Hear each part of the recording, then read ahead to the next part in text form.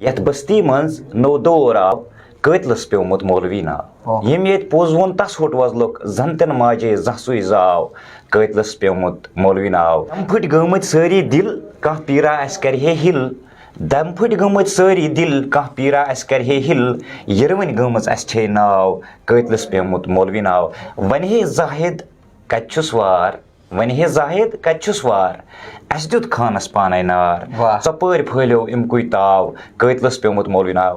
ہمارے ساتھ اسٹوڈیو میں موجود ہیں ہمارے ساتھ ابھی زاہد جاوید صاحب جنہیں آپ جانتے ہیں نیوز انسائیڈر کے اینکر ہیں.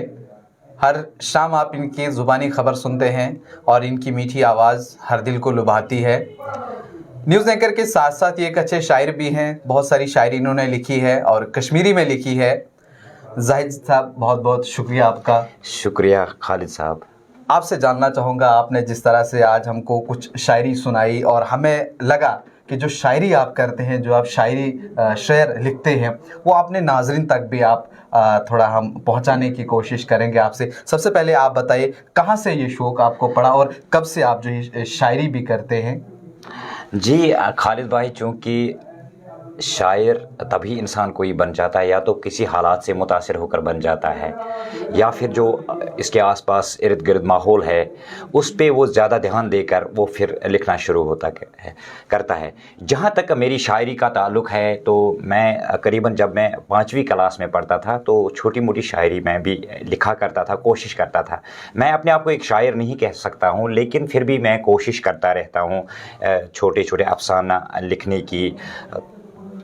میں ناظرین کو کوشش کروں گا کشمیری میں بتانے، کیونکہ میری شاعری جو ہے وہ کشمیری میں ہے.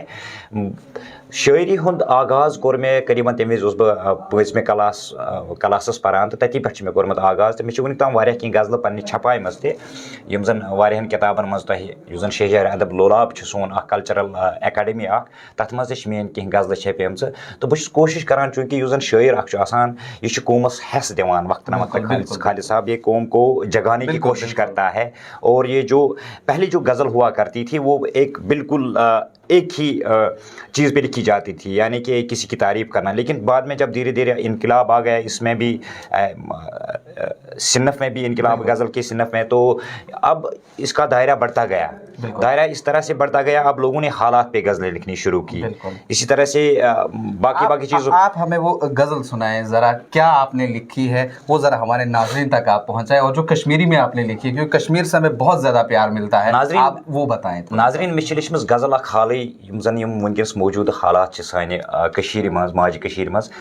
اتھ پٮ۪ٹھ گوٚوُس بہٕ مُتٲثر تہٕ مےٚ لیٚچھ اکھ غزل اکھ تہٕ یہِ کرٕ بہٕ تۄہہِ برونٛہہ کَنہِ پیش. وۄمید چھِ تۄہہِ یہِ ضروٗر پسنٛد. یتھ بستی منٛز نوٚو دور آو یتھ بستی منٛز نوٚو دور آو قٲتلس پیومُت مولوی ناو ییٚمۍ ییٚتہِ پوٚز ووٚن تس ہوٚٹ وۄزلُک ییٚمۍ ییٚتہِ پوٚز ووٚن تس ہوٚٹ وۄزلُک زن تِن ماجے زانٛہہ سُے زاو قٲتلس پیومُت مولوی ناو. خالد صاحب شعر عرض ہے. کیا بات ہے. دم پھٕٹۍ گٲمٕتۍ سٲری دِل کانٛہہ پیٖرا اسہِ کرِ ہے ہِل دم پھٕٹۍ گٲمٕتۍ سٲری دِل کانٛہہ پیٖرا اسہِ کرِ ہے ہِل یِروٕنۍ گٔمٕژ اسہِ چھے ناو قٲتلس پیومُت مولوی ناو. خالد صاحب یہ اشارہ ہے کہ ہم فرقوں میں بھٹک چکے ہیں. معاشرے میں ہم فرقوں میں جو ہمارا رہبر ہے جس کو ہم مانتے ہیں وہی ہمارا قاتل ہے. اردو میں ہم اس کو یوں سمجھیں فرقوں میں ہم بھٹک گئے ہیں، اسی لیے ہم آج ان جو مشکلات ہیں وہ ہمیں درپیش ہے. تو یہ بہت ایک لمبی غزل ہے. آخری شعر میں کیونکہ آپ کے پاس ٹائم کا بھی خیال رکھنا پڑتا ہے. وۄنۍ ہے زاہد کتہِ چھُس وار وۄنۍ ہے زاہد کتہِ چھُس وار اسہِ دیُت خانس پانے نار ژۄپٲرۍ پھٲلیو امکُے تاو قٲتلس پیومُت مولوی ناو.